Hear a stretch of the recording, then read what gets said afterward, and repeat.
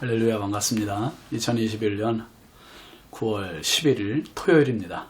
오늘도 주님의 은혜 가득한 복된 하루 되시기 바랍니다. 또 한 주간이 잘 지냈네요. 함께할 찬송은 350장입니다.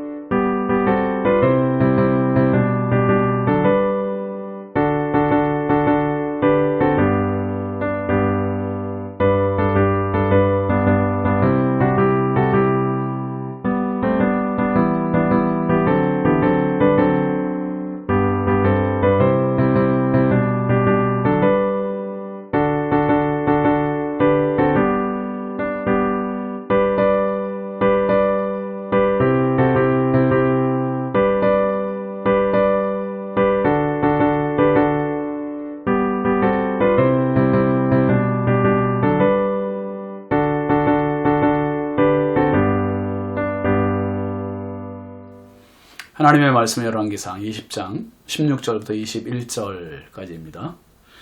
그들이 정오에 나가니 베나닷은 장막에서 돕는 왕 32명과 더불어 마시고 취한 중이라. 각 지방의 고관의 청년들이 먼저 나갔더라. 베나닷이 정탐꾼을 보냈더니 그들이 보고하여 이르되 사마리아에서 사람들이 나오더이다 하매 그가 이르되 화친하러 나올지라도 사로잡고 싸우러 나올지라도 사로잡으라 하니라. 각 지방 고관의 청년들과 그들을 따르는 군대가 성읍에서 나가서 각각 적군을 쳐 죽이매 아람 사람이 도망하는지라. 이스라엘이 쫓으니 아람 왕 베나닷이 말을 타고 마병과 더불어 도망하여 피하니라. 이스라엘 왕이 나가서 말과 병거를 치고 또 아람 사람을 쳐서 크게 이겼더라. 아멘. 오늘 말씀 제목은 크게 이겼더라입니다. 여러분, 우리 삶에서 가장 경계해야 할 부분이 뭘까요? 맞습니다. 방심이에요. 방심. 교만하면 방심하게 되고요. 방심하게 되면 또 교만하게 되고, 방심하게 되면 실수하게도 됩니다. 방심하면 안전 불감증에 걸리기도 하지요. 이렇게 운전하는 사람들이 핸들을 잡을 때 괜찮겠지라고 하는 그 마음에 붙잡혀서 음주 운전을 해요. 음주 운전. 그래서 엄청 큰 사고, 엄청난 사고 당하지 않습니까? 방심이죠. 공사장에서도 방심하는 경우가 있고요. 또 운동선수에게도 방심하는 경우, 학생들에게도 방심하는 경우, 성도에게도 방심하는 경우가 많습니다. 여러분, 사사 삼손이 방심했잖아요. 들릴라의 무릎을 베고 자면서 무장해제가 됐습니다. 결국 참 비참하게 끝나잖아요. 골리앗이 다윗 앞에 나왔을 때 얼마나 방심했습니까? 물맷돌 한 방에 끝났습니다. 지금 아람의 베나닷 왕이 얼마나 방심하고 있는지 16절 말씀 보면 그들이 정오에 나가니 베나닷은 장막에서 돕는 왕 32명과 더불어 마시고 취한 중이라. 지금 여러분 어떤 상황입니까? 이스라엘의 아합 왕이 베나닷의 그 명령을 거절하는 상태 아닙니까? 이거 완전히 선전포고를 해놓은 거나 마찬가지예요. 그런데 이런 상황에서 베나닷은 싸울 생각은 하지 않고 술만 마시며 흥청망청입니다. 왜요? 긴장하지 않았습니다. 아합 왕을 적수로 생각하고 있지 않는 거예요. 무시하는 겁니다. 긴장을 아예 하지도 않고 술로 시간을 보내고 있습니다. 방심이죠. 그런데 이스라엘 편에서 먼저 나온 군사들이 누굽니까? 17절 18절 말씀 보면 각 지방의 고관의 청년들이 먼저 나왔더라. 베나닷이 정탐꾼을 보냈더니 그들이 보고하여 이르되 사마리아에서 사람들이 나오더이다 하며 그가 이르되 화친하러 나올지라도 사로잡고 싸우러 나올지라도 사로잡으라 하니라. 232명의 고관의 청년들이 먼저 나왔습니다. 베나닷을 향해 싸우기 위한 용기 있는 전사들입니다. 그러자 정탐꾼들이 베나닷에게 보고를 합니다. 청년들이 나온다. 그렇게 보고를 하죠. 그럼에도 불구하고 베나닷은 전혀 긴장하지 않아요. 그리고 여전히 우습게 여깁니다. 그리고 그들을 모두 사로잡으라고 명령 내립니다. 지금 베나닷은 오해하고 있는 겁니다. 청년들이 오는 것은 싸우러 오는 것이지 화친하러 오는 것이 아니에요. 그러나 사태가 예상치 못하게 심각해집니다. 19절 20절 말씀 보시죠. 각 지방 고관의 청년들과 그들을 따르는 군대가 성읍에서 나가서 각각 적군을 쳐 죽이매 아람 사람이 도망하는지라. 이스라엘이 쫓으니 아람 왕 베나닷이 말을 타고 마병과 더불어 도망하여 피하니라. 그랬습니다. 순식간에 벌어진 일이에요. 고관의 청년들, 이스라엘의 이 232명 청년들이 아람의 군사들을 쳐 죽였습니다. 갑자기 들이닥친 이스라엘 청년들의 공격에 게릴라 작전이죠. 완전히 게릴라 작전, 기습 작전입니다. 아람 군사들은 혼비백산이 되어서 도망을 갑니다. 또 술에 취한 베나닷 왕은 사태가 심각해진 것을 이제 뒤늦게 파악이 된 거예요. 말을 타고 마병들을 이끌고 급히 도망을 갑니다. 걸음 하나 살려 도망가죠. 방심의 결과입니다. 21절 말씀 보면 이스라엘 왕이 나가서 말과 병거를 치고 또 아람 사람을 쳐서 크게 이겼더라. 청년들이 앞장서 승리를 이루고 이스라엘 왕 아합은 뒤에 나와서 아람 사람들을 쳐서 크게 이겼습니다. 그러니까 왕은 다 이겨놓은 싸움에 숟가락 하나 얹어놓은 거나 마찬가지입니다. 하나님을 버리고 우상을 숭배하던 아합이 선지자의 말을 듣고 하나님께서 시키신 대로 청년들을 앞세우고 나갔더니 승리를 얻었습니다. 그런데 그 승리가 어떤 승리입니까? 가까스로 이긴 신승 아니요.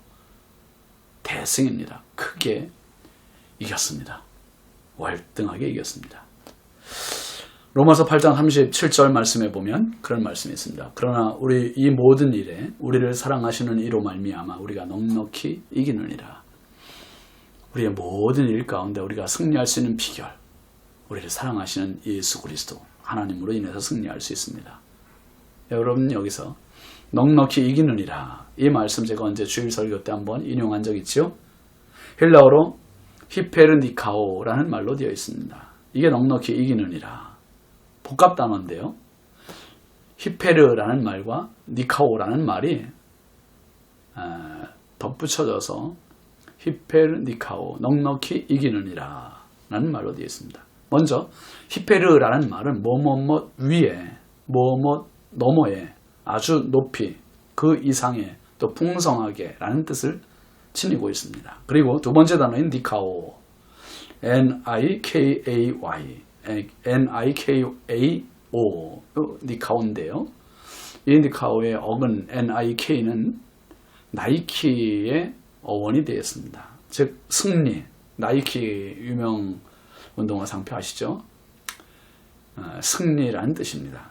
그러니까 넉넉히 이기느니라 히페르니카오라는 뜻은 뭐 가까스로 이긴 게 아니라 충분한 승리, 여유 있는 승리, 우리 위에 있는 풍성한 승리라는 뜻입니다.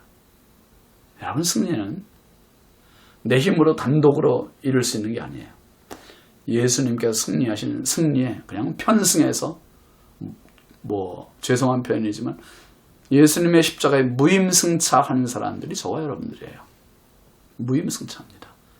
예수 승리, 내 승리가 되는 거예요. 예수님의 십자가 승리는 그래서 넉넉한 이김, 크게 이기신 승리입니다. 그러므로 예수님께 속한 성도는 그 사람이 어떤 사람이든 관계없어요. 예수님께만 붙어있으면 크게 이긴 자가 되는 겁니다. 넉넉한 승리, 히페르 니카오. 이 승리가 오늘 나의 승리임을 믿으시고 정말 삶의 자리가 고달프고 힘들지라도 끝까지 십자가 바라봅시다. 끝까지 하나님 바라봅시다. 그래서 오늘도 승리의 자리에서 마음껏 승리의 개선가를 올리는 저와 여러분들 주 이름으로 축원합니다. 기도합시다. 하나님 아버지 감사합니다. 한 주간의 끝자락 토요일 아침입니다. 우리 성도들을 지켜주시고 거룩한 주일을 앞두고 오늘도 몸도 마음도 영혼도 잘 준비하고 쉬고 기쁨으로 주일 맞게 하여 주옵소서. 히페르니카오 넉넉히 이기느니라. 아합 왕이 232명의 고관 청년들, 그 7,000명의 사람들을 이끌고 10만 대군을 이렇게 쉽게 물리칠 수 있으리라고 생각을 못했습니다. 그런데 하나님께서 도우셨고 역사하셨습니다. 하나님, 저희의 삶이 비록 연약해도 나를 바라보는 자가 아니라 주를 바라보는 자 되게 하옵소서. 오늘도 주와 동행하며 승리케 원하옵고 예수님의 이름으로 축복하고 기도합니다. 아멘. 오늘도 주님과 동행하시며 내일도 기쁨으로 뵙겠습니다. 감사합니다.